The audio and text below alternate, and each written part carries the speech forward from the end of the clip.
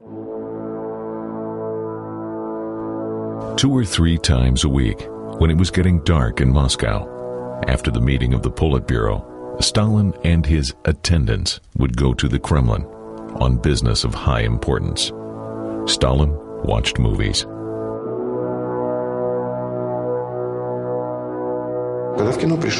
Sound film became a vehicle of propaganda.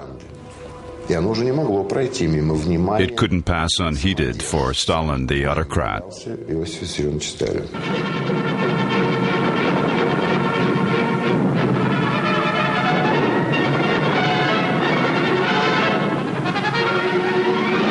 Stalin began as a high-ranked viewer.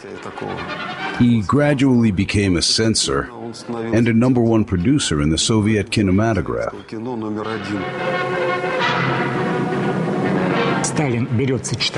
Reading scripts, Stalin started to apply correction. Single-handedly, he decided on the idea of the film, or the movie in the whole.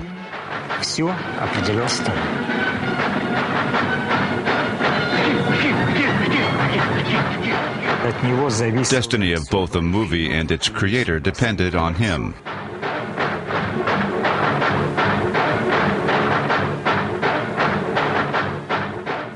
Давайте начнем. Сирену. Приготовились. Начали. Kinematograph of the early 1930s became a popular art. Stalin felt that film is a widely trusted art, awe-inspiring for the masses. The screen is magnetic and mind-bending. Stalin, being a devilish, talented producer of real life, more and more put in his oar in the world of kinematograph.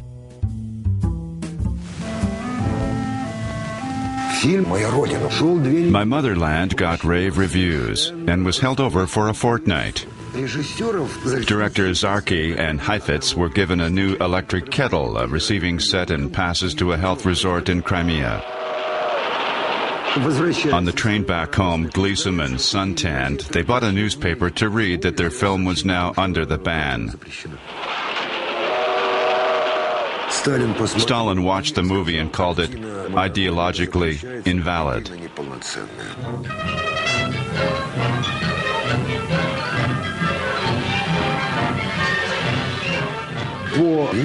According to the head of the political department, modern weaponry was not allowed on the screen, lest imperialists should know of our military secrets. When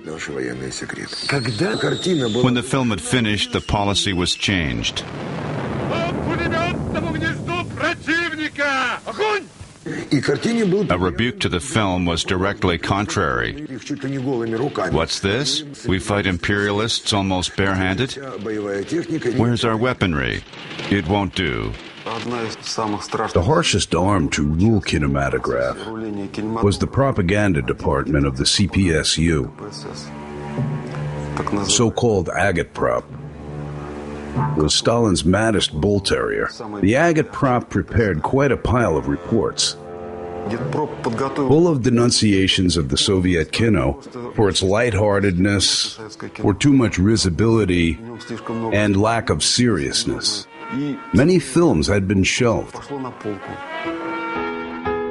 Despite accusations of the agitprop, in 1933, Boris Barnett's film The Outskirts had come out.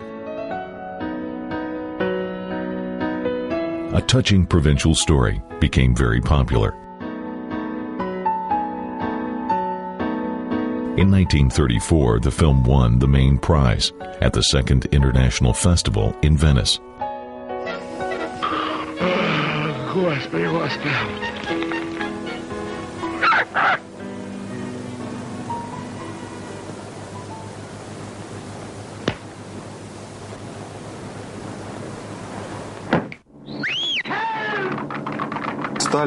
When Stalin somehow withdrew into the shadows, it was the darkest periods of the Soviet kino under the agitprop.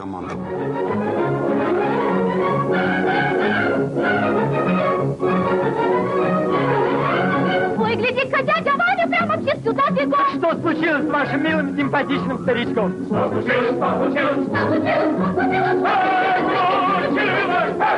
девка милая пропала, убежала, не сказала, вот такая молодая, небольшая, боевая. Ох, удар такой едва ли сердце выдержит мое. Не видали? Не видали, не видали. Ай, скандал, какой скандал? Ты случайно не видал? Нет, я тоже не видал. Ай, скандал, какой скандал? Просто поразительно. It's amazing people loved They Met in Moscow so much. It's a good musical comedy. What could be wrong with it? Pirov had to do his best to please the agate prop. It was a nightmare. His party hydra was even worse than the military censorship. The communist agitprop was established by Stalin. He was dictating what to write and to think. Stalin's older brother-in-laws of the Bolshevik underground, Boris Shumatsky, was appointed chief manager of the Soviet film industry. The whole film empire happened to be in the man's hands. It was Shumatsky who started to show films for Stalin and the Politburo in the Kremlin.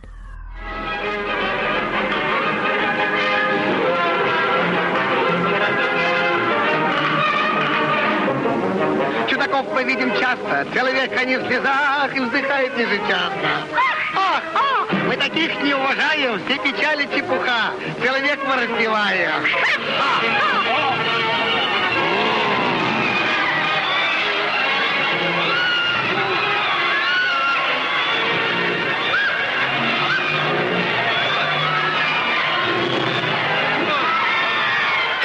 Boris Shumatsky's role in movie history, his role in history, has been hushed up. It's understandable. Till now, a Pakhan's curse is put on him. The name was never said out loud in our family.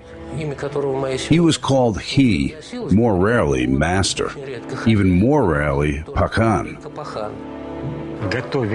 Writing an article about him, I was surprised at how interesting his life was. Might be a character for a good novel. Or two interesting characters, Shumyatsky and Stalin.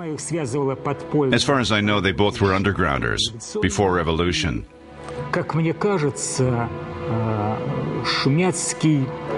I think Shumyatsky knew something about Stalin, saw someone in him whom Stalin didn't like to be remembered. So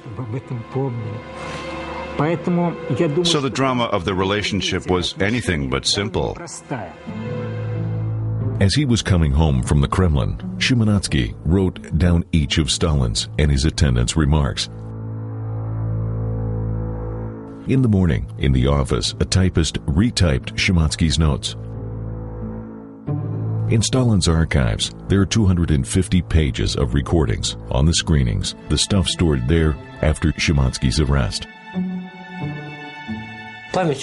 His memory was fantastic. He was trying to jot down K's and V's and LV's and Koba's opinions.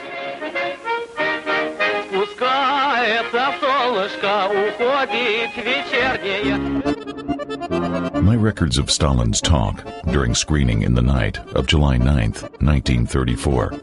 We watched a comedy, Savchenko's The Accordion. At first they liked it, making jokes about girls and a stranger.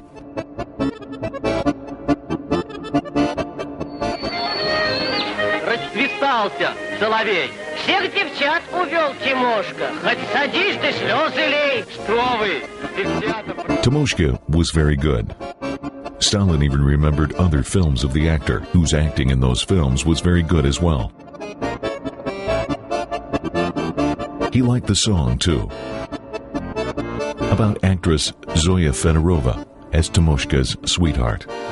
Stalin said she didn't look like a village girl, but acts pretty good.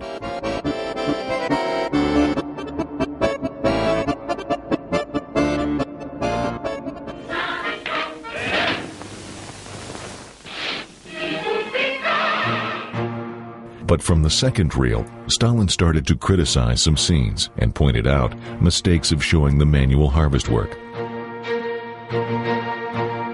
In the end of the film, he made incisive remarks about its falseness and phoniness.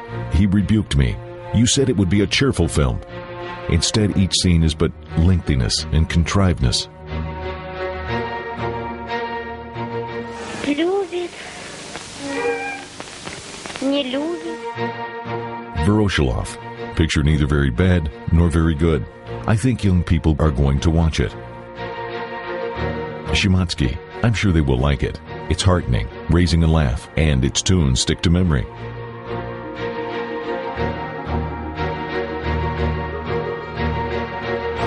Stalin jokingly. He's trying to agitate us for it, yet we won't watch it for the second time. Zhdanov. The second time what? We could hardly endure it. Stalin often remembered the accordion, saying, "Hope you're not producing such like bullshit anymore." But some film critics regarded it as one of the brightest and most elegant pictures of the early talkies.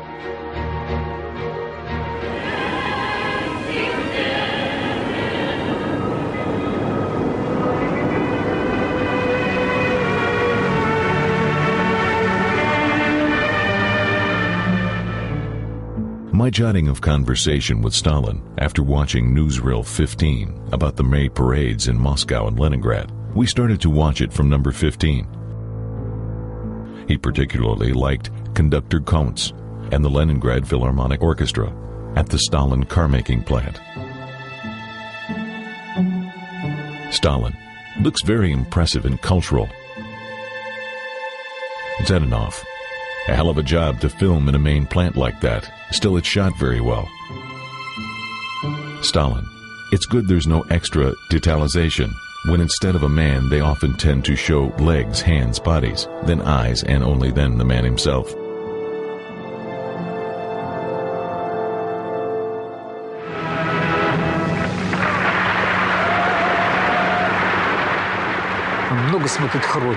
Before they showed him the final cut, some of the newsreels have been many times watched over and modified. He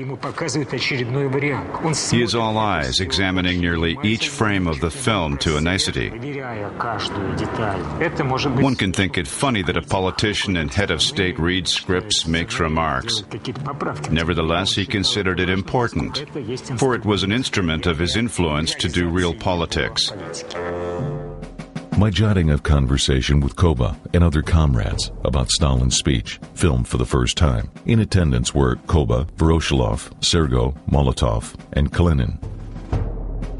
Koba asked what we were going to watch next. What about the paratroopers? Shimatsky. Pray first, watch another. Koba. I don't mind if it's good. I immediately turned on the projector to begin the film of Stalin's speech. Wait, comrades, you don't even know what I'm going to say.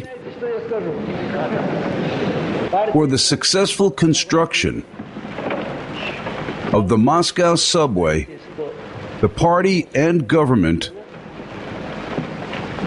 had awarded the Order of Lenin to... At first, Koba didn't understand what's going on the screen, but as soon as his speech had begun, he started fidgeting, inquiring, "What is this?" Shimatsky, this is the first recording of your speech. Koba, by whose permission? I didn't know it's with sound. Then he began to listen attentively. We have a question. What about the rest who have been working as good as the awarded people did? From here, we're looking down at you all. Your faces look pretty different. Some seem jubilant.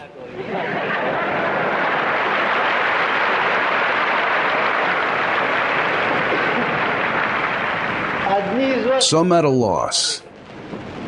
Why these bastards have us rounded up? Koba, delete the sound. Shimatsky, why, it's a huge achievement. It's important. People want Comrade Stalin's live speech. It's by the Politburo's approbation. Grinning a grin, Koba said, "Well, Politburo, well, I obey then." According to many historians, Stalin was weary of his featuring in the documentary. He preferred to be rendered by an actor with makeup and pomade, to be perfect in appearance and spoken language. Like any other tyrant, he hoped that some genius would serve and sing his ideology. He hoped this could perhaps be Eisenstein. However, Eisenstein wasn't enthusiastic about it, having in mind to go to Hollywood to study sound motion picture. And he had gone on his honor to come back, and with Stalin's permission.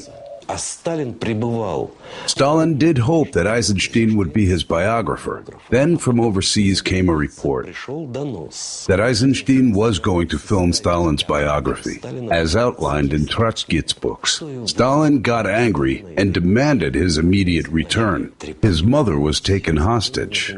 Eisenstein had been compelled to get back. Now he saw what was going on in Russia. It was entirely another country, drastically changed for 3 years.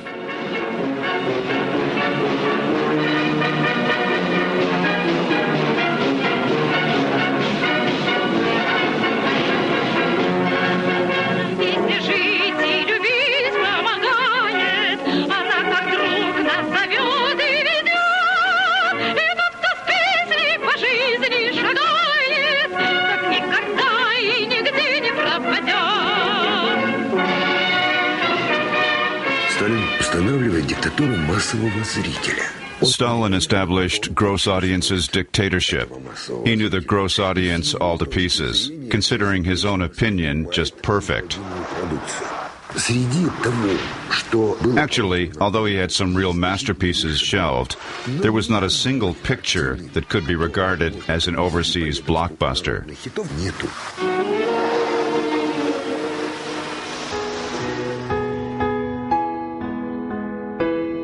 In 1934, Gregory Alexandrov's Jolly Fellows had come out.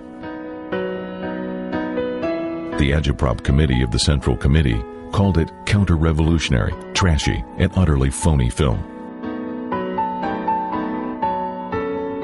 The committee demanded to put it under ban. On June 28, 1934, disagreeing, Shumatsky wrote to Stalin.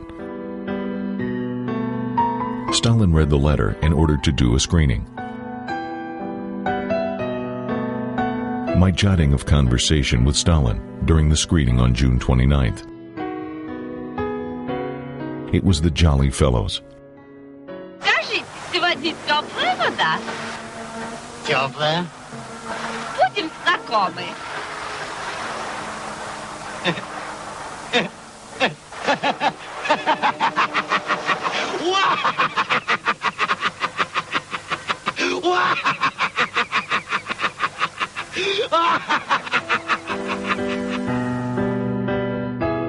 Everyone laughed their head off. Particularly, they loved the scenes with playing upon the phrases, "You're so young and already a genius. How come?" Naturally. Твоя мама в восторге от вашей музыки.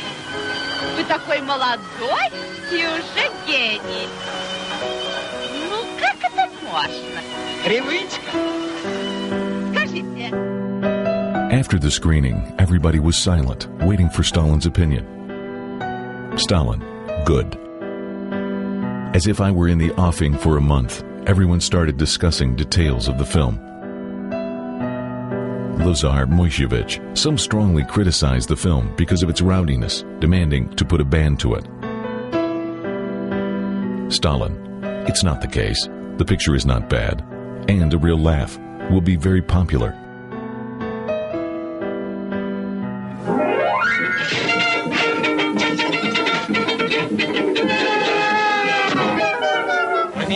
In the pavilions of the Leningrad studios, directors Kazintsev and Tromberg and cameraman Moshkvin work on the big movie, The Youth of Maxim. Shooting is nearly over. Cutting is going on in parallel. First scenes of the new film are coming out.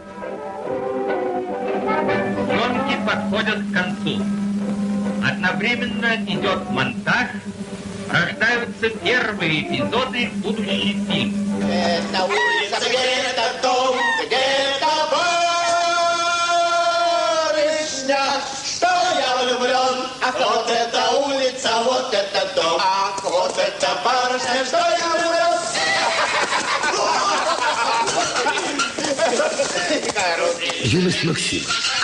The committee threw obstacles in way of the film.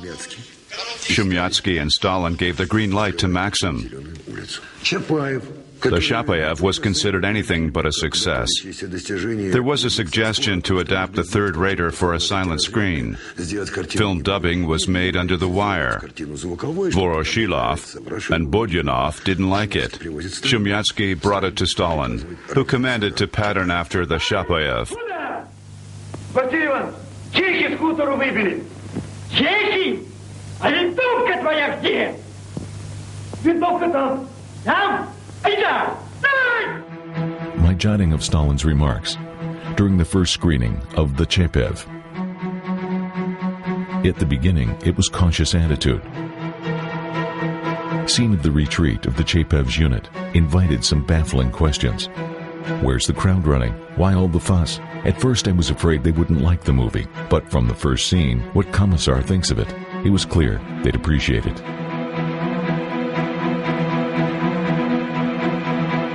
They spoke highly of the film, and Babachkin in particular.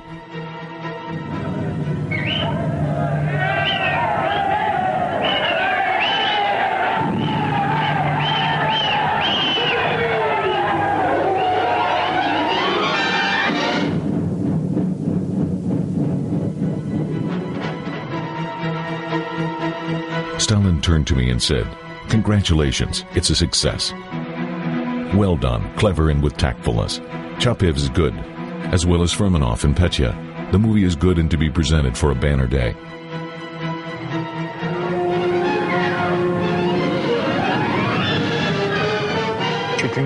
Almost each Shumyatsky's jotting began as, at 17th time, we watched the Chapayev.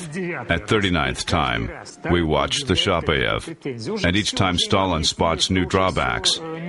Even after he was told that nothing can be done and the copies were printed already, he keeps saying that would be better to put in some music here, or to change Petya's throwaway.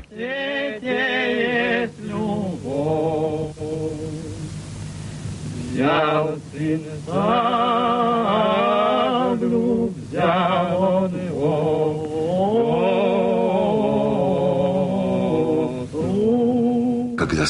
But as soon as he saw that it stricken a chord with gross audience, he said, "That is what we need at last. Now do it only in this way."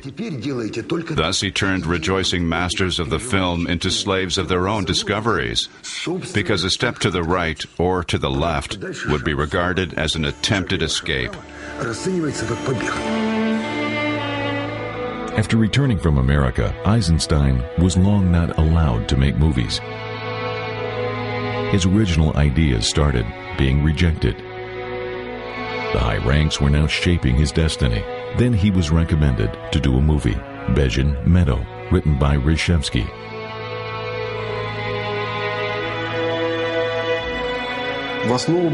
It was based on Pavlik Morozov's story, but Einstein did not do just a biographical film. There were even two versions of the film. It was at first purely drama, about the tragedy that happened in Kolkhoz. Why did he take up the film about Pavlik Morozov? First, he saw it as a tragedy, rather than a monument in enunciator's honor, as supposed. He wanted to make a film about a family drama between a son and a father, the scene of turning a church into a club, as people singing a song while destroying the iconostasis became the center of Eisenstein's film.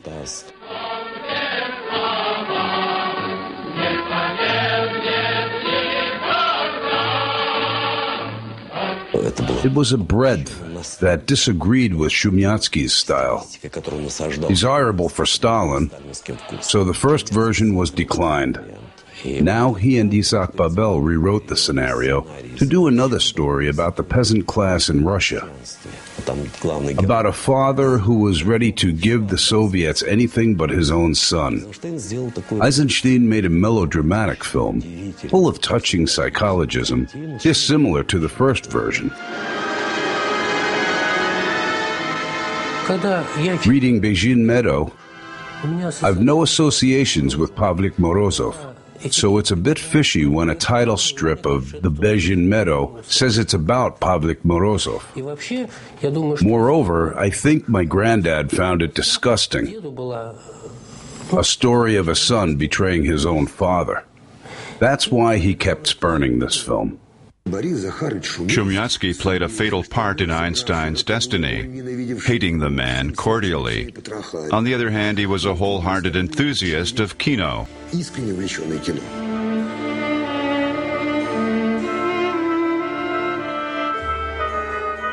Eisenstein was independent and made Shumatsky angry, often neglecting his directions. Shumatsky's bias had an impact on the destiny of the Bezhin Meadow too. Taking an advantage of Eisenstein's illness, Shumatsky showed the uncompleted film to Stalin. Stalin did not like the picture and said in a peak, "We must not let a kid to fill in for the Soviet power." Several days after that, the Politburo decided the Bezhin Meadow to be banned because of its anti-aesthetics and obvious political inadequacy. A sentence was pronounced and the film was destroyed.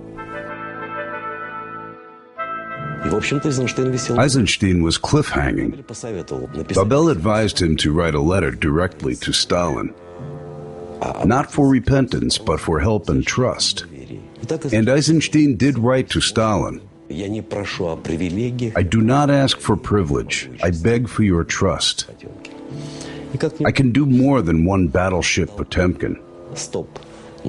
Strangely, it was Stalin who stopped the repressions. Eisenstein was not arrested.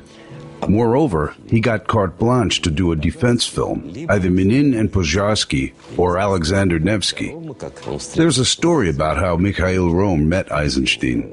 Eisenstein asked him, "What would you prefer to do, Minin and Pozharsky or Nevsky?" Minin and Pozharsky. It's 17th century and we have historical sources, but we know nothing of Nevsky. I will create the man from scratch. Surely it was not empty rhetoric.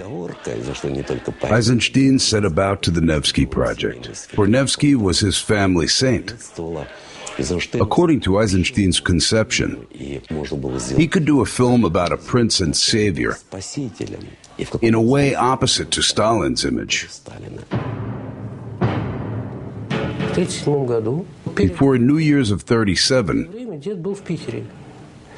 my grandfather was in St. Petersburg on business for a while. On December 31st, 1937, in the morning, on his return from Leningrad, he arrived at our Dakha. I remember our undisturbed talk and playing. Then Pokrebyshev rang up, inviting him to the Kremlin. My grandfather, trying to make an excuse, said, "I'm just back, I've missed my family, I'm not going," and he hung up. After a while, Pokrebyshev called again, "Master is getting angry, so I'm sending a car for you." And grandfather went to a New Year's party in the Kremlin. There happened an incident entailing his arrest. Grandfather never bent an elbow. Once Chirkov said to my brother, he was a good fellow, but kind of an odd bird. When everybody drank, he wouldn't. It's strange enough in Russia, is it? Выпьем за здоровье Иосифа Виссарионовича Сталина!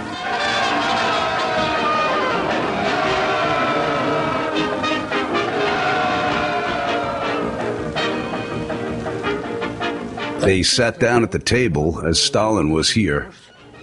Someone would give a toast to the leader's health. Everybody drank. Being a non-drinker, Granddad refused. The master looked at him. "Don't want to drink to my health?" He replied, "You know, Koba, I do not drink." "How come? Everybody does but you. Want to take the bun?" "It's impossible. I just can't, see? Everybody can." When he came to work, he found an order on his table. that he be removed from his post. The Kremlin didn't answer. Colleagues avoided him. On January 18th, they came to arrest him. Here's a form that was filled out by him personally.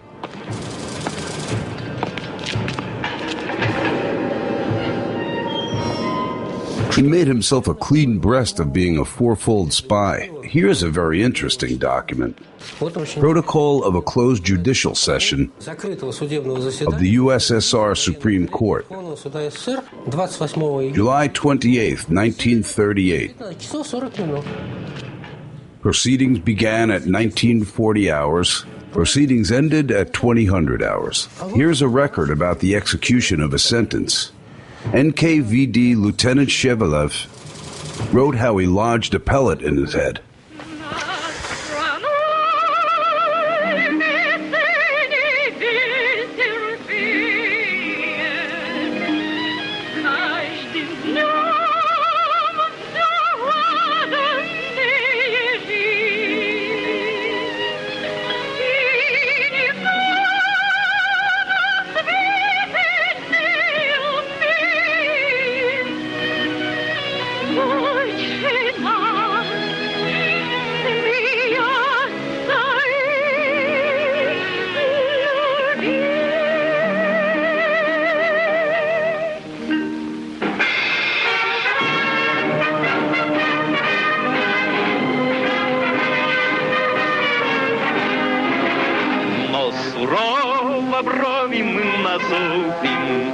Если враг захочет нас сломать, как невесту родину мы любим, бережем, как ласковую мать.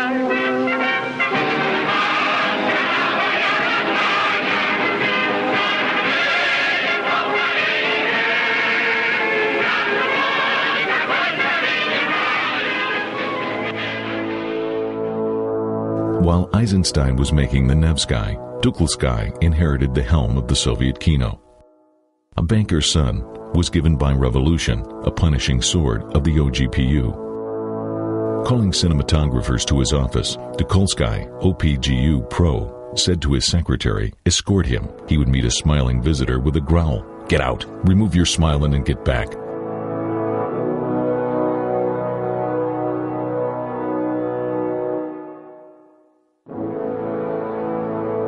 One day, when the cutting of the Nevsky was almost finished, Tucholsky entered the cutting room and commanded a splicing girl to give him the film for screening in the Kremlin.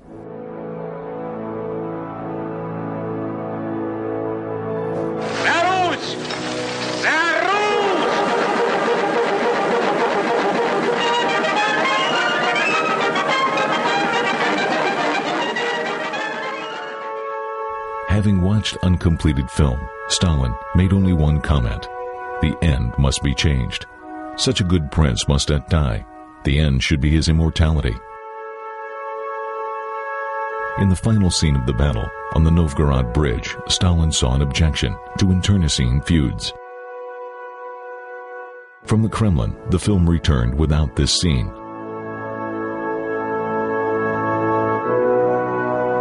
Later, Eisenstein recollected, it was not my hand that drew a final line.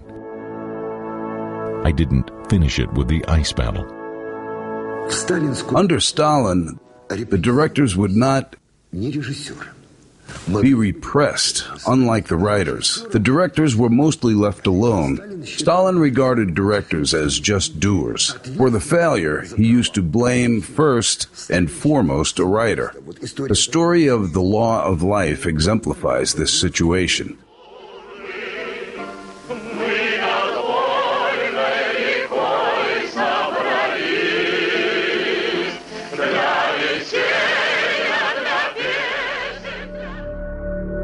In 1942, had come out The Law of Life, written by Alexander Avdyenko.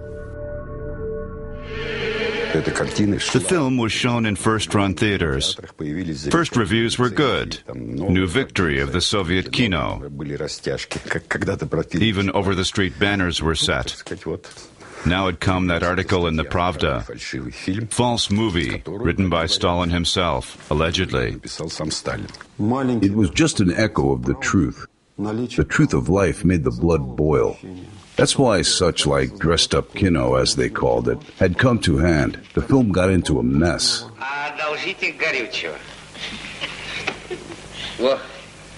Вынужденная посадка. Пожалели? Да, у нас тут некоторые вообще хотели сухой закон завести. Мы думали, неудобно вроде. Что неудобно? Ах, лицемер. А? Пожалуйста. Нет, вы не беспокойтесь. Не беспокойтесь. Коля, а? Коля. От бутылки вина не болит голова. The Law of Life was a drama about moral confrontation between Komsomol chief Ognarubov and local Komsomol leader Perumov. Увидел девушку, преследуй ее. А знаешь, что говорил Маркс? Если ты любишь ее. Having seen the film, Stalin said, it is a slander on the Komsomol. In the Kremlin, there was a meeting of the Politburo. Stalin and the Politburo in core, along with some writers and movie makers. Screenwriter Avdyenko was declared responsible for the failure of The Law of Life.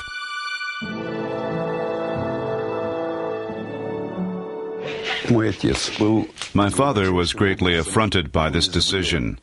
He thought it was blatant injustice. He was a singer of the Soviet power, so to say, its own flesh and blood. And they accused him of double-dealing and subversive activities, as if he were an enemy. From Comrade Stalin's speech at the Central Committee on the Law of Life, written by Avdyenko. September 9th, 1940, Avdyenko tried being smart on laws of life to teach the youth and to establish moral principles by which Soviet youth should follow. Film's moral is false. The Law of Life is phony through and through. Avdyenko is a presumptuous person, making a law for people he set himself as an exclusive authority in mentoring.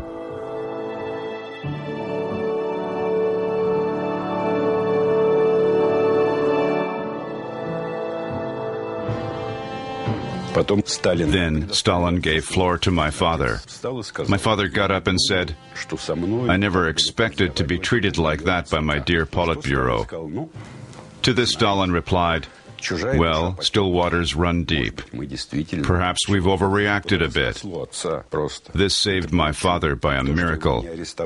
He had not been arrested, although deprived of everything.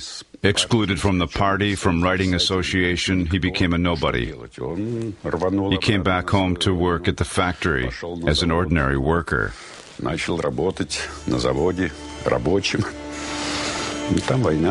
the war began. Mama was his best friend. Their wonderful letters resemble a love story. It was real love, see? There is a huge bunch of letters, their letters. Dad was at the Leningrad front during the siege. He wrote to Mama, I believe that justice will prevail. You know I'm not guilty, and I'm going to prove it. Of course, Mama replied, I know you are absolutely innocent. I got all those letters. It really hurt to read them. Their generation suffered a lot. There were many, many maimed lives.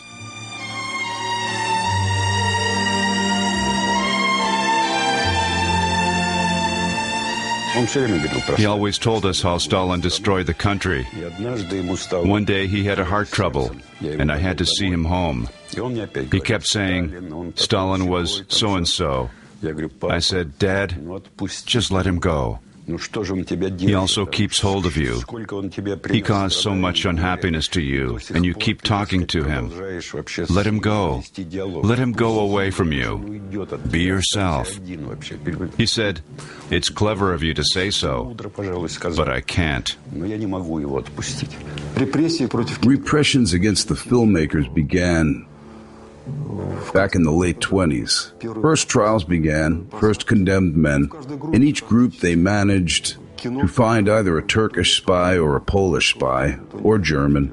A man would be put to prison straight from the film set. I've added together a total sentence of our kino. It amounts to 2,000 gulags years. You can't even imagine what the job climate was like at the film sets. People would be arrested right there. Some said kino had been lesser suffered from GPU. The most important people were not touched. That's true. Eisenstein was not arrested as well as Dovzhenko and Pudovkin. But there was a most horrible method invented to keep famous filmmakers in leash. Dovzhenko's cameraman and best actors were shot. Eisenstein's circle, including his friends, even his teacher Meyerhold, and screenwriter Tretyakov, was shot or sent to prison camps. It was kind of a warning. Alexander Nevsky was a wild success. Eisenstein was awarded the Order of Lenin and the Big Stalin Prize. He was offered to make the film about Ivan the Terrible. The Tsar so much resembled Stalin himself.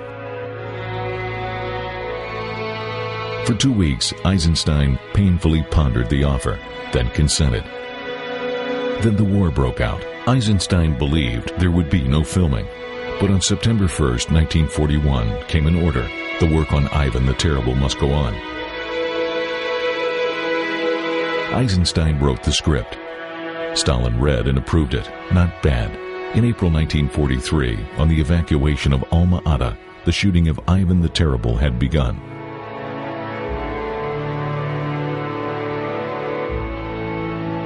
Across the country, 2 cars of costumes and scenery had arrived at film set.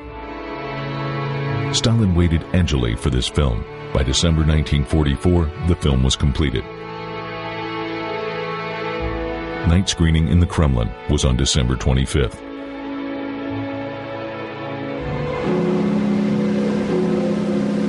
Ныне впервые великий князь Московский, венец царя всея Руси, на себя возлагает. И тем навеки многовластию злокозненному, боярскому на Руси предел кладет.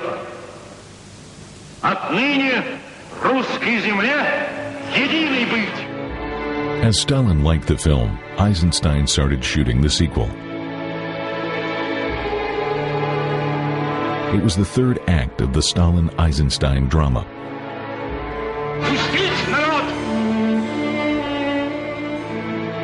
But you'll know more about it in part 2 of our documentary. It was terrible years when there came out no more than 10 films per year, as the Soviet kino had been nearly destroyed. Bolshakov was appointed new boss of the Soviet kino. His personality and role in the national kino, Alexander Dovzhenko's drama, and how the sequel of Lukov's Broad Live had been banned, unknown facts of the shooting of the downfall of Berlin, and the last Kremlin screening just 2 days before Stalin's death will tell you the rest of the story in part 2 of our film.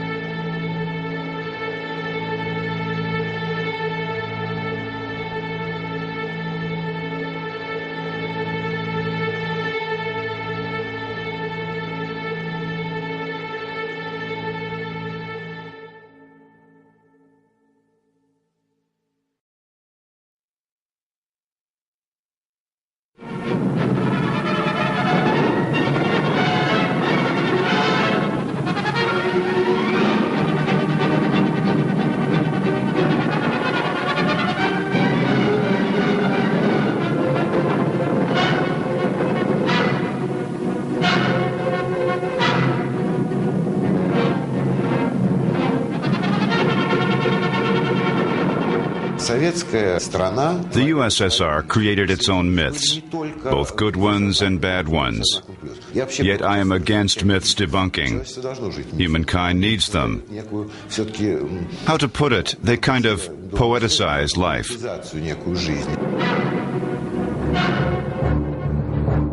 Stalin liked historical films, but he always had under special control the historical revolutionary films.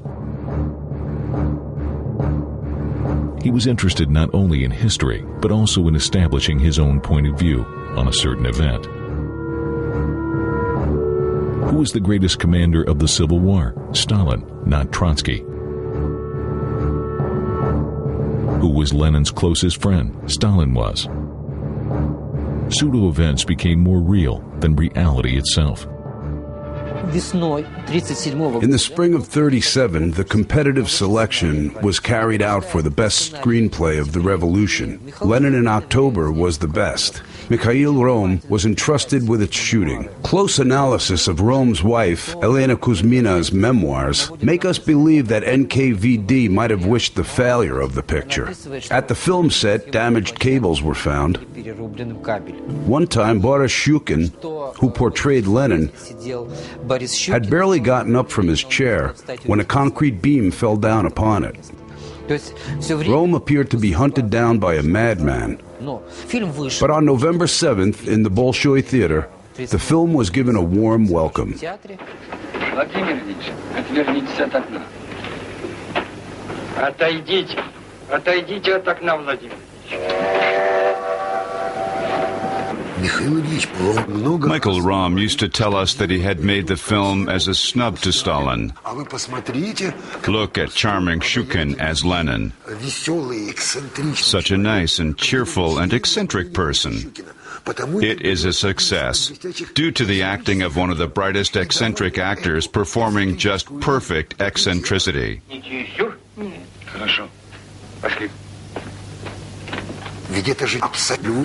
This is an entirely eccentric story. A little man pursued by the whole state monster. He eventually broke the system. Changing masks, he set at naught this bulky machine to overthrow it with universal applause. Товарищ, куда идет трамвай? Парк.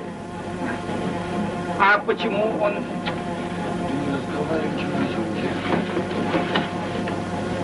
А почему он идет спать? Ведь еще рано.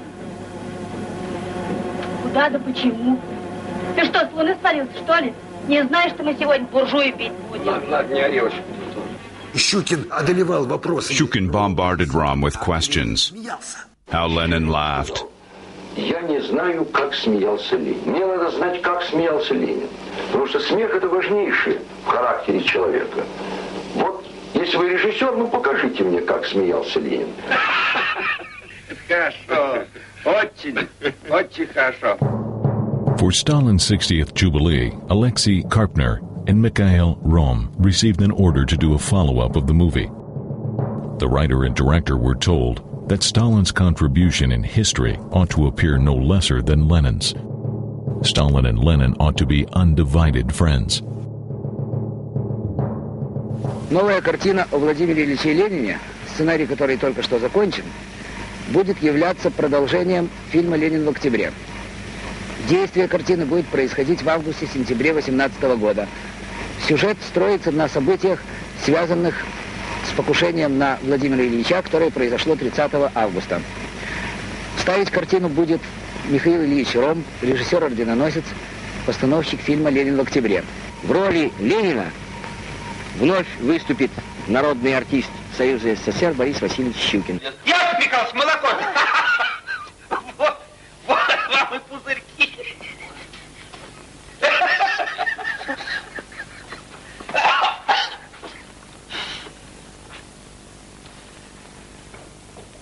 Евдокия Ивановна, молоко вскипело. Я запекался. Говорят, что Крупская не приняла. Krupskaya didn't like Shukin's work. In life, Lenin was different. Of course, it was her point of view, but Stalin thought it acceptable.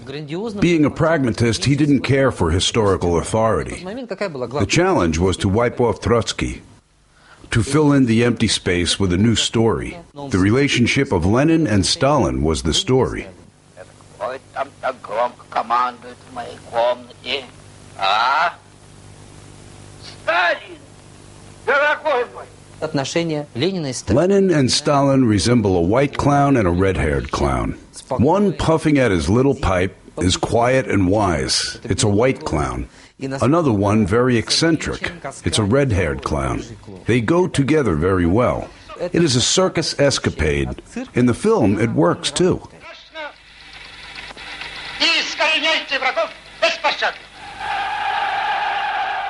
In the 30s, Stalin had the most beautiful and powerful kino in the world. It was first-rate. Stars and professionals. Did they have people such as Shostakovich overseas or Eisenstein's? How many of them? None. By creative potential, it was the most advanced kino. Back in the late 20s, Stalin's attention was drawn to Ukrainian Alexander Dovzhenko's original art. Dovzhenko's Arsenal was released in 1928. Stalin liked the picture.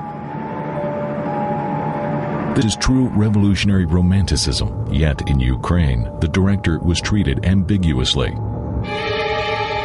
In Kiev, there was an arrest warrant for Dovzhenko. The director's wife, Julia Soltseva, came to find it. She immediately took Dovzhenko away to Crimea. Then she called Shematsky for help. From Crimea, they went to Moscow. Shematsky arranged for Dovzhenko to meet Stalin.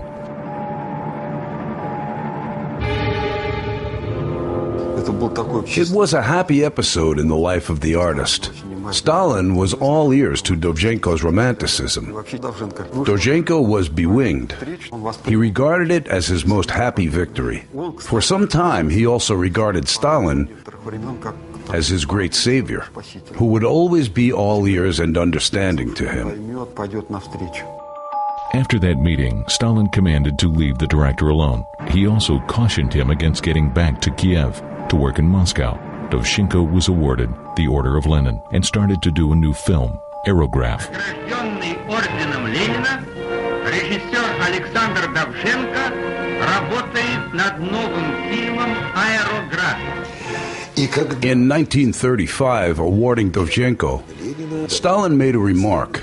He owes a favor. We want Ukrainian Chapayev. Later, Stalin, showing him Chapayev, kept saying, like this you must do it. Before long, Dovzhenko wrote the scores. Having read the script, Stalin made some remarks. Scores appears too rough and a man of little culture. You must rebuild his true image. What was the role of Scores HQ? Did he have a court-martial? Could he personally shoot men over trifles? As Dovzhenko rewrote the script, he started to work on the film. In 1937, the work was suspended. Before getting down to work, Dovzhenko talked with the Civil War veterans and found out that Scores was an adventurer. Contrary to legends in 1918, instead of a dying hero, he was killed stopping a bullet by Trotsky's direction. Consultant of Dovzhenko's film was former Scores Commissar Dubovoy. In the middle of work, Dubovoy got arrested at Scores' murder. Dovzhenko had a heart attack. After consultant Dubovoy's arrest, the studio management raised a question of the film's closeout. Dovzhenko's nerves were shot. So he decided to write to Stalin for help in defense. Dear Stalin, for 20 months, except for my 4 months of illness, I've been doing the scores. I've thought a lot too. My work was sincere and loving. Let me finish my picture, please. Stalin commanded, to finish the film, don't bother the director. In spring of 1939, the film came out. Stalin threw cold water on the picture. Second, Chepev didn't fit.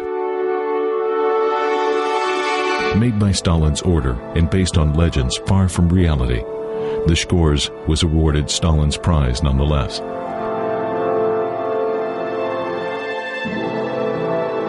In 1939, Ivan Bolshakov was appointed head of the Kino Committee of the Council of People's Commissars.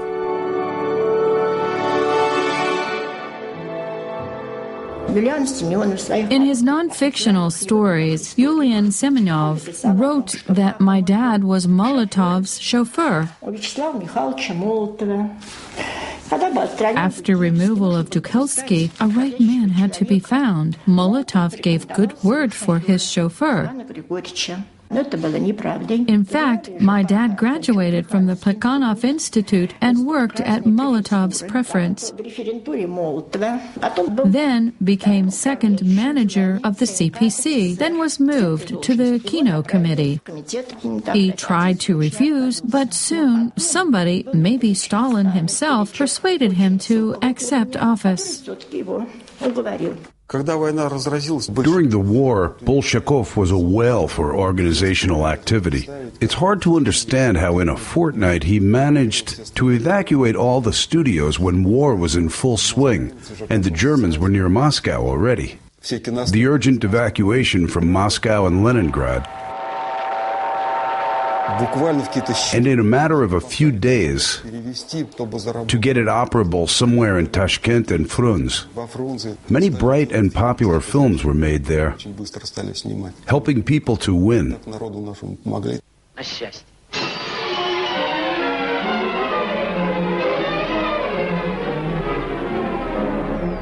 In 1943, Stolper's and Ivanov's Wait for Me, after Konstantin Simovov's poem, was made in Alma-Ata.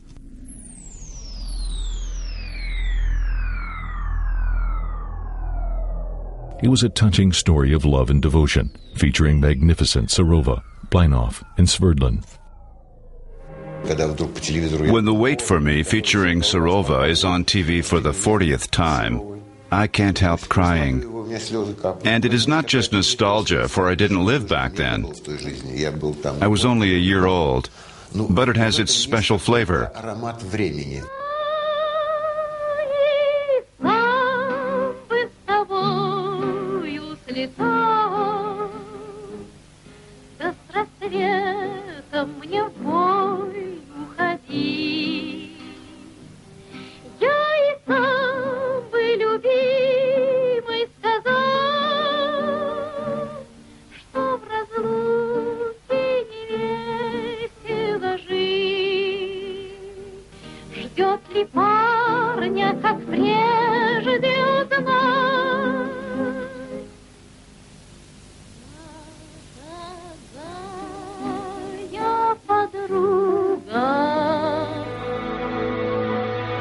Stalin was displeased with something at the screening, but let the film come out.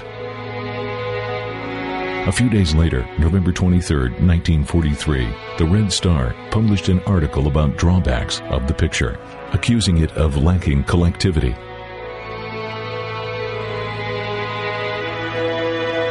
Fatal Devotion was also regarded as something alien to Soviets.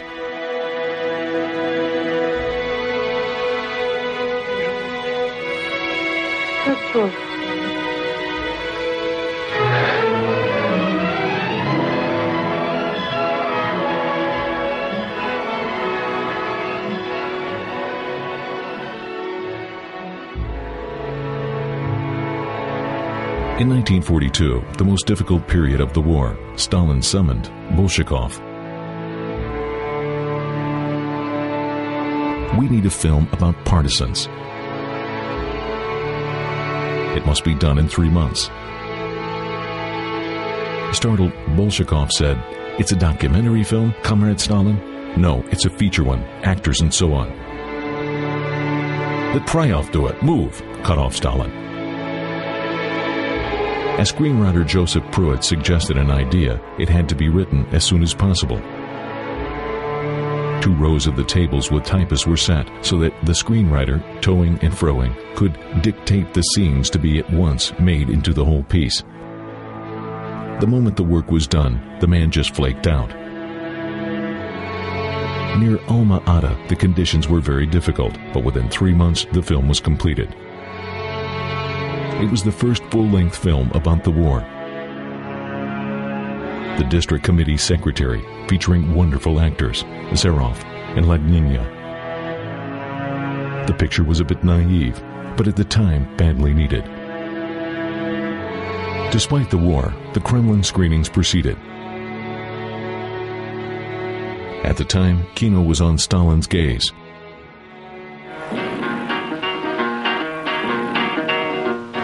Шаланды полные кефали, в Одессу Костя приводил, и все бендюжники вставали, когда в пивную он входил. Синеет море за бульваром, каштан над городом цветет, и Константин берет гитару. In 1943, in Tashkent, Leonid Lukov made The Two Soldiers.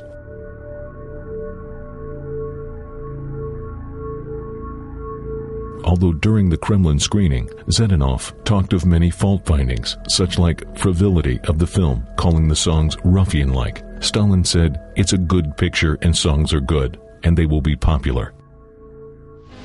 Темная ночь, только пули свистят по степи, только ветер гудит в проводах, тускло звезды мерцают.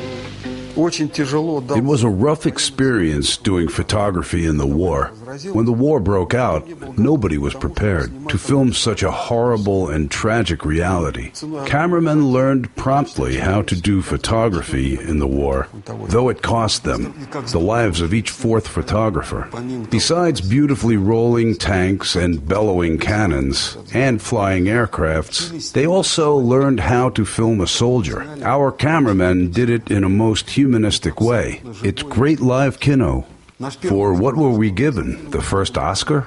It was for a documentary, The Germans' Defeat Near Moscow. Americans gave it to us because no one could help crying, looking at the wounded being bandaged, and a nurse tugging a man from a battlefield, or a dead, tired soldier sleeping after a long march. Stalin got furious, for he wanted something quite different. He wanted neither that lice-ridden soldier nor that mud road, non-traversable by tanks. The documentary must show our victories. They tried to do it and eventually did. In May 1944, the Council of Ministers of the USSR adopted a resolution destroying documentary kino. The same had been done to Dovzhenko. Early in 1944, he was almost crushed and destroyed. It was very hard for him living through that patriotic war, especially its first phase. He wrote a movie essay, Ukraine in the Fire, a pretty rebellious thing at the time, full of horrible truth and very emotional. It was all due to his desperation and resentment about the Germans near Moscow and Ukraine, enslaved and downtrodden, about all the ordeals. Stalin got into a rage, for never before had a writer written of the war and the whole of the system and the party like Dovzhenko did. It was totally inappropriate how party leaders were shown, and Stalin's reaction was identical with the intensity of Dovzhenko's emotions. There's a heart-rending record in Dovzhenko's diary. On January 31st, 1944, I was summoned to the Kremlin. There had been cut into gory pieces, thrown out to the crowd for opprobrium and disgrace. My heart broken by shame and injustice. I was born and lived for good and love. I was destroyed by hatred and evil of narrow-souled rulers. Birja diabolically made a wry face, going bug-eyed like a bad actor, bawling me out. You need a brainwash. Good God, all of them did their best at it. Punishment in the Kremlin is the demolition of a man of grand character. Censors got an order. Until further advised, Dovzhenko should not be published. It was the Politburo's decision. He was relieved of all of his posts and notably put under the Lubyanka surveillance. Punishment of Dovzhenko was just a rehearsal of Stalin's purge that would commence in 1946. War was not over yet.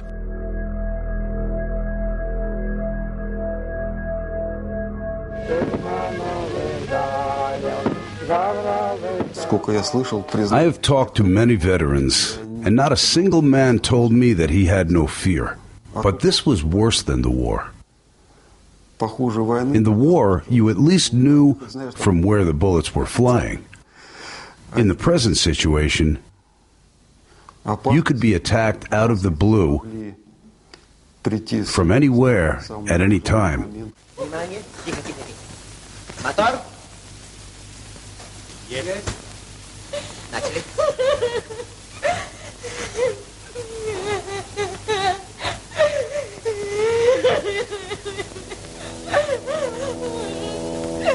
Once during one of the Kremlin parties, Stalin himself ambled up to Orlova and Alexandrov. "How are you, Grigory? Treat our people's favorite. If you treat her ill, you will be hanged." "How's that, Comrade Stalin?" "By your neck," said Stalin with a grin. There are legends. Here's a book about Orlova that goes, "It is a story of Stalin's favorite actress. Never have I heard such a thing from my folk. Never have I heard that she was his favorite. Never."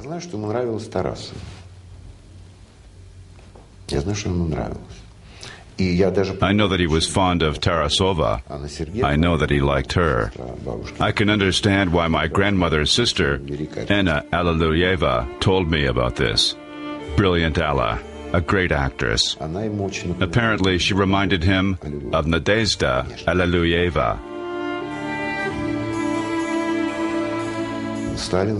Many a time Stalin watched a film called Kate, with Danielle Daryu as Katrina Dolgoroki and T. Power as Alexander II. The film had not been shown in Russia. He liked to watch it. Why? Not the best movie. It must be a flashback. He somehow associated it with his own love. All stories of his later love affairs is just bluff.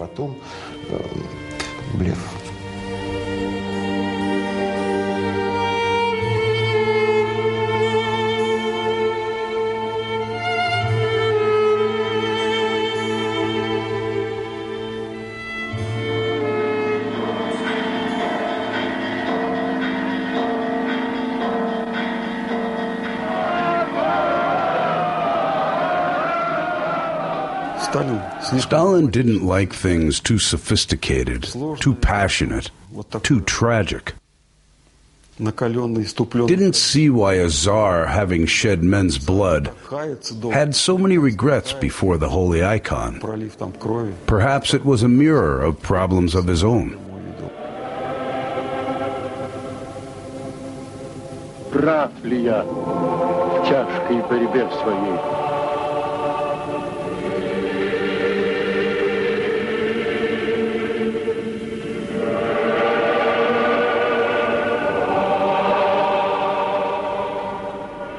It was a fearsome sight for him. That is, if he was able to identify himself with Eisenstein's rendition. He could have bitten Eisenstein's head off. Eisenstein asked to be allowed to make all 3 series. He understood it would be his last film. As the studio had to fulfill a plan, they decided for economic reasons to show it to Stalin. Part 2 without Part 3. On January 13th at the Stalin's prize party, jolly dancing with Maratskaya, Eisenstein keeled over with a heart attack. He had just finished the cutting of Ivan the Terrible, Part 2. In Alma-Ata, he was working nightly at the film set for months, exhausted. So the heart attack resulted from overwork. He had been put in the Kremlin hospital. He surely knew how Stalin might react.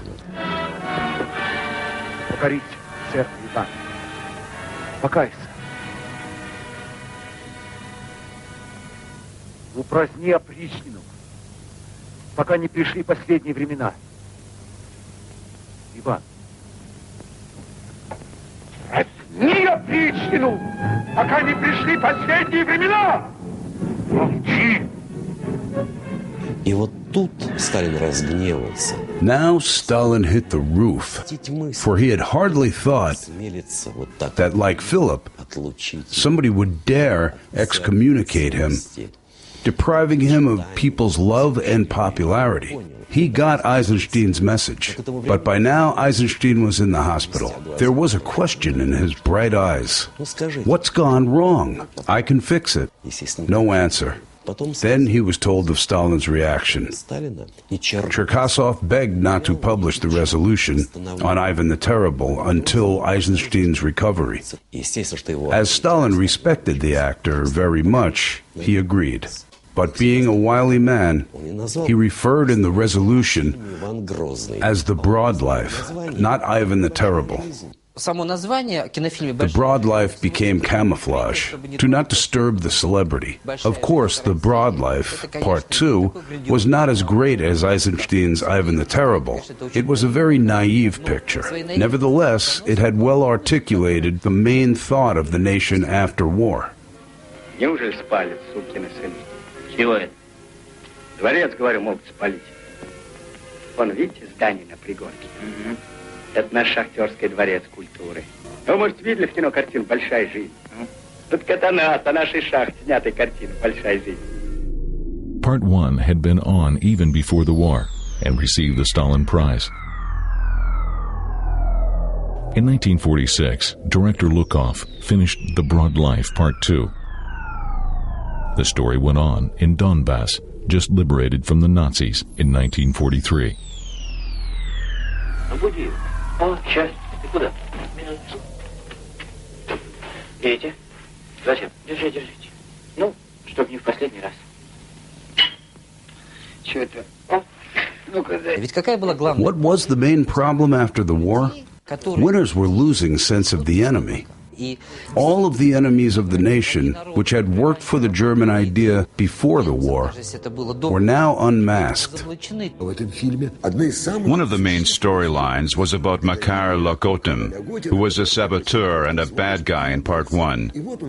In Part 2, as he suddenly sprang up as a German police, one might think that the scoundrel to be hanged, but soon it turned out that he's a good guy, planted into police by order of the partisans.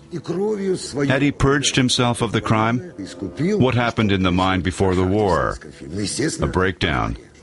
He's sort of hanging up about this breakdown. Will they accuse him again? Подожди. Ты когда же соглашаться перестанешь? Тут тебе верят все больше, чем ты сам себе, а ты ходишь с кислой мордой, психологию разводишь. Подумаешь? Скажи, ты видал пьесу под названием «Гамлет»? Ну? Ну, вот ты вроде этого Гамлета. Да-да, только тот ведь был принц. А ты Макар Леготин, вот. For Stalin, Hamlet was the most repulsive literary character.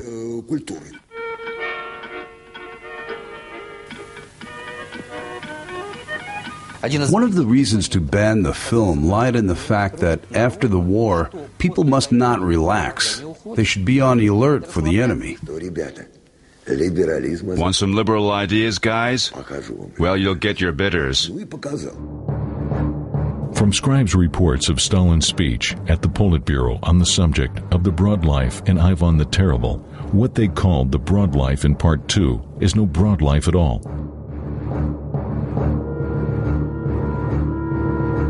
They just wanted to win indiscriminate audiences.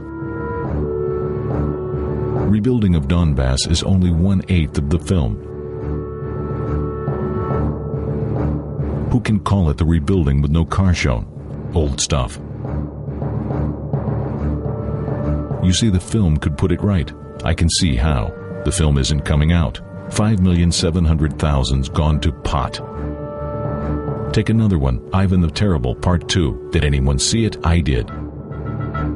It's disgusting. Eisenstein is a know-nothing in history. Ivan the Terrible was a forceful person. Eisenstein made a limp Hamlet out of him. How should we make the people be conscious, in duty, and to serve the country? When this resolution was published, Cherkasov arranged the in-person meeting between Stalin and Eisenstein. First question to Eisenstein was, "Did you ever read history?" Etiquette demanded he keep silent and listen to what else the leader would have to say. But Eisenstein said, "In fact, I read some. It was a fatal mistake." Of course, Eisenstein, having done heaps of books, got into a huff. But his "in fact" turned Stalin from him so much that since then, Stalin would only speak to Cherkasov. Why Ivan repents? No good.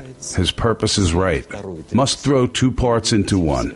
Expel all shocking stuff, such as the feast where Oprichnina looks like the KGB. Stalin ordered to end it up with the triumphant Livonian March. Of course, Eisenstein disagreed, playing for time as he knew he would die at 50. Actually, he was foretold his death at 50. Under any pretense, he neither came to the studio, nor remade the film, nor finished Part 3. I think his death became, in a way, the last slap in Stalin's face. He had disobeyed the master's orders. He died at 1:38 a.m. on February 11th. It seemed mysticism for what it was, foretold Pushkin's death day and Meyerhold's birthday.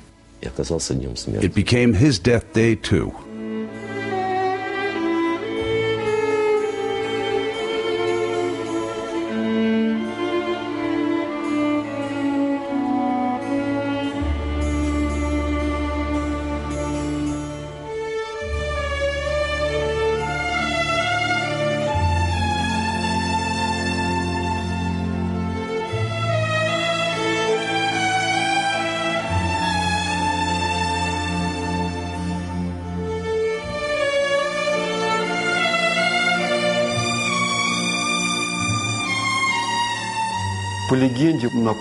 Legend goes, at Eisenstein's funeral, Piryev said quietly, "Sergei, they killed you." As a matter of fact, it was a quiet and gradual killing of the greatest talents. I never made a film of my own. I mean, all my movies got warped by comrades.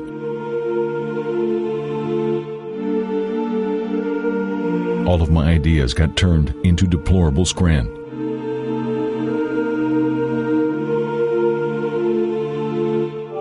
Stalin used to watch my films, giving instructions, how to improve them. He warped the blossoming life. After his improvements, it turned into Michurin. Quite another picture, not mine.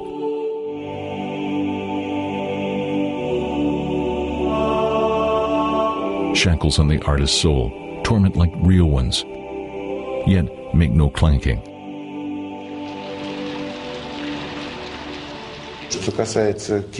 As far as Kino was concerned, Stalin might have given some valuable advice. Whatever the case, it isn't a right thing to control artists, whatever nice and educated the authority.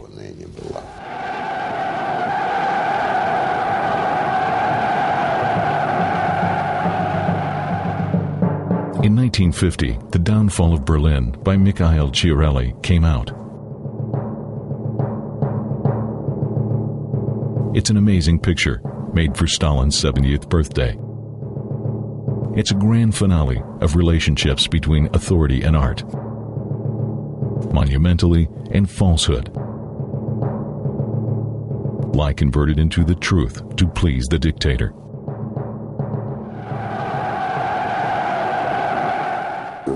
But it was a splendorous film. Unblushingness and audacity of handling historical facts are even kind of hypnotizing. The top brains of the Soviet kino were engaged. Photography by Kosmatov, music by Sostakovich and by Kapulanovsky and Parkhomenko. Before filming, Mikhail Jelovany asked to allow him to spend several days at Stalin's dacha in order to fit into an image of the beloved leader. When Stalin was told of his request, he said with a grin, "To fit into an image, wouldn't it be better to start with an exile in Turukhansk?"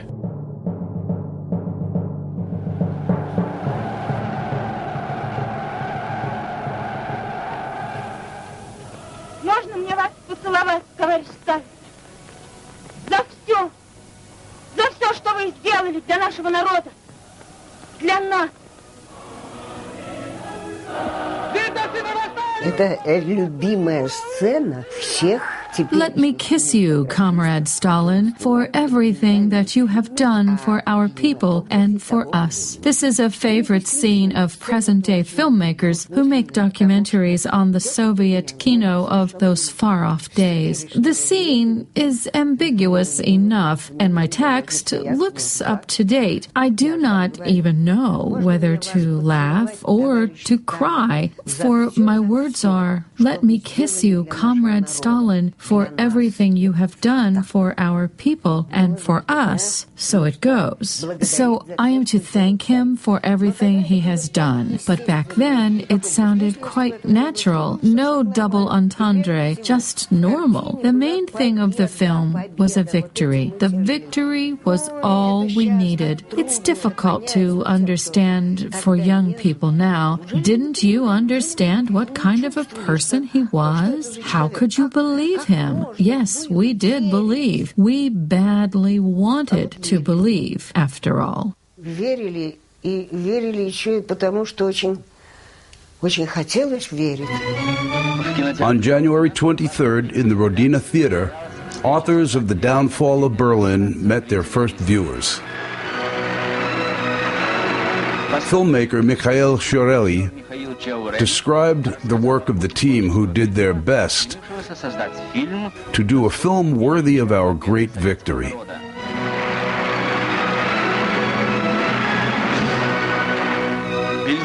Then Boris Andreev, who played Alexei Ivanova, a steelmaker and soldier, took the floor. Actress Marina Kovalyeva had a warm welcome. She played the young teacher, Natasha Rumyantseva. The audience thanked them heartily, both actors and the director, for a thrilling movie. The Downfall of Berlin is a handsome present for the 30th birthday of Soviet kino. Following the post-war model of kinematograph, there were only a few films coming out. So with only hyper-ideological films being on, which even most benevolent audiences had had enough of, the profit was still badly needed.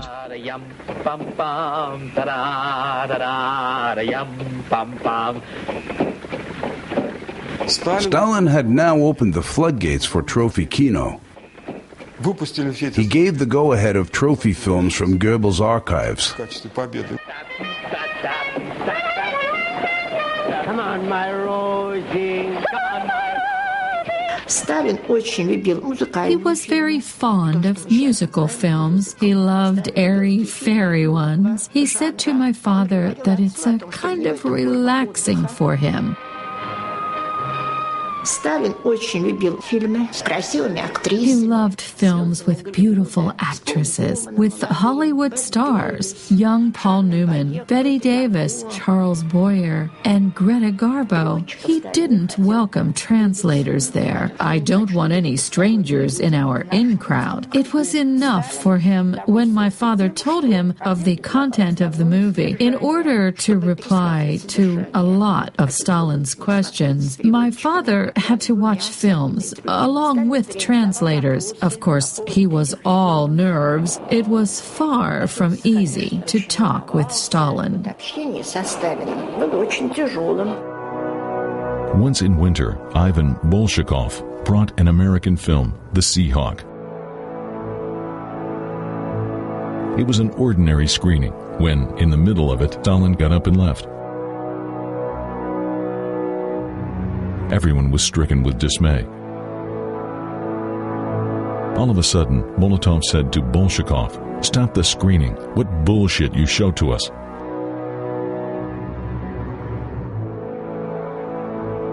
Bolshakov turned white. Now Stalin came in, hiking up his pants. "What's up? Why stopped it? Let's go on. It's a good movie." Silence fell. Molotov was quick to say, "Film's broken, Comrade Stalin." The screening went on.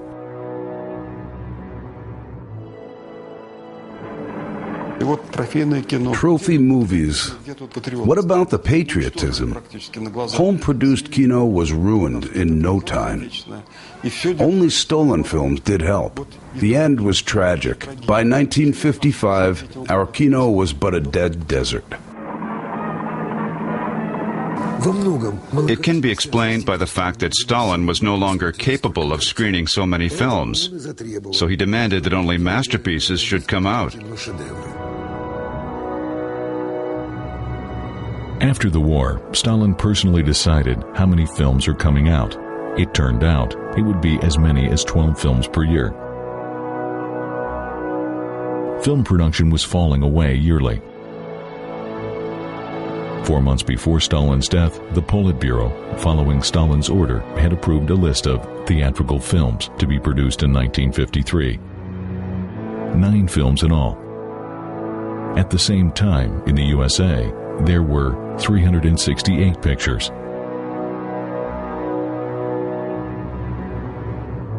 On March 1st, 1953, the last Stalin screening came around. Stalin watched his favorite, The Circus.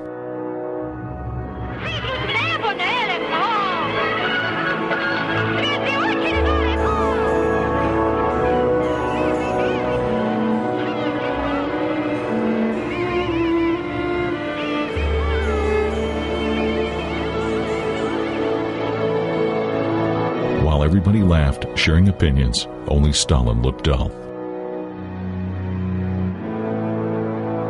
What was this old, sick, and lonely man thinking about?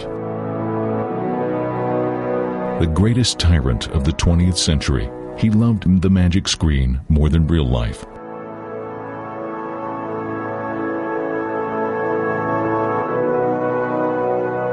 The screen attracted him by its simplicity and grandeur. He's looking closely at great actor Solomon Mikhoels, who, on his order, was killed a few years ago. He was grinning a subtle grin. In his life, he loved quite few people and things. His only overwhelming desire was power. Strangely enough, maybe kinos too.